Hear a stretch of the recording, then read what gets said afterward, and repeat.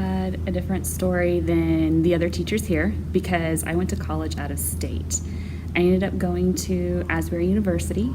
I knew that I wanted a small private school that would have smaller classes, that would still have opportunities that I could get involved with, but I didn't have the pressures of going to a giant school. So I ended up going to a woman that we had working for us who was helping me get different scholarships, and she wanted me to kind of travel around and get an idea of what I wanted.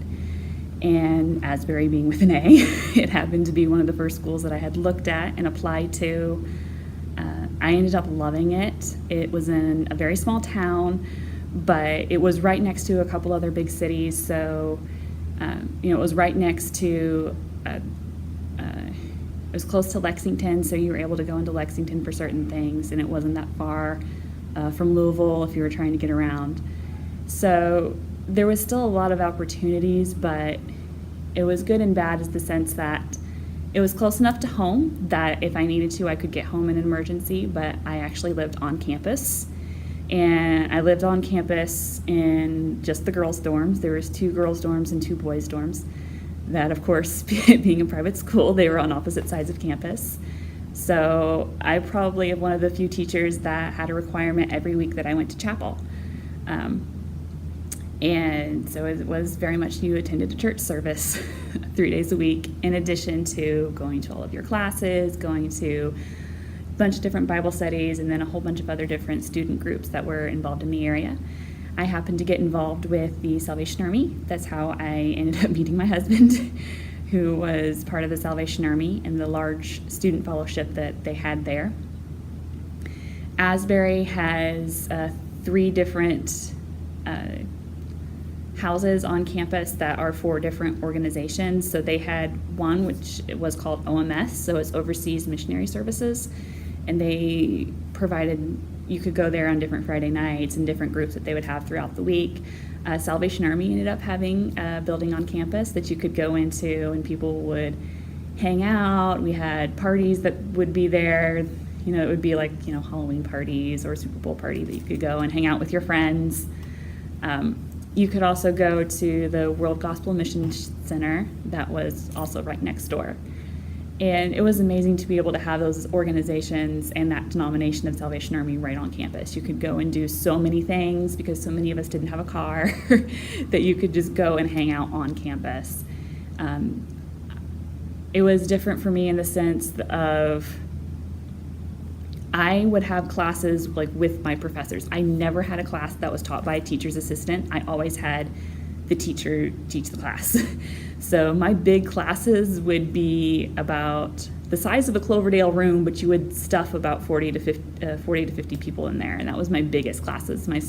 When you got up into my major classes, it was about 6 to 8 people.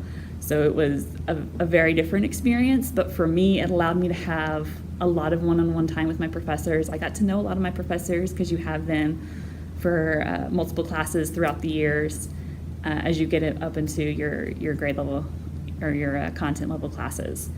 And my brother went to Purdue, and he would tell me that there were so many instances where he never met Steve his Calkins, teacher. please dial extension 4401. But I would have it be a different experience in the fact that my professors would invite me over to their house for dinner.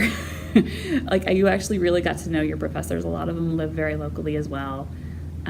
My husband happened to get in a car wreck. My professor was driving out of town and happened to see us on the side of the road, had my phone number through certain things, and was calling us up asking if we needed, a ride somewhere, or if we needed dinner, or if we needed water. And it was a very different experience than most anyone else had going to a big public school. Asbury is very much known for 2 different majors, which is media communications, which happened to be my husband's major, and then my major, which was education. So you were able to do just a lot of different things while on campus, and as part of my teaching experience is that anytime you took an education class, you had what was called a practicum, so you went out into the classrooms. So if you had any interest in middle school, then you would go out into middle school classrooms. If you had any interest in elementary, you were out in elementary school classrooms. If you were kind of unsure, they would put you where they had a willing teacher who would take on a student for that long. So if you were taking multiple education classes, you would have multiple practicums, and they really wanted you to spend as much time possible in the classroom with the kids to make sure that this is what you wanted to do. And I went back and forth through two majors, one being education and another one being in ministry. And so I ended up in education, and the first class I ever took had to do with special education. I wanted to really know how to service those people and how to incorporate those students and those adults who maybe needed that extra assistance. And so I ended up first taking a special ed class before I took any other class. And it was essentially, I wanted to know people like me. I grew up with a reading disability, and so school was hard. So I very much understood what a lot of those kids were going through when they were trying to learn something and trying to read something, and they couldn't. Your brain doesn't let you do that, and not in a normal way. So I wanted to be able to help other students who had the same struggles that I did.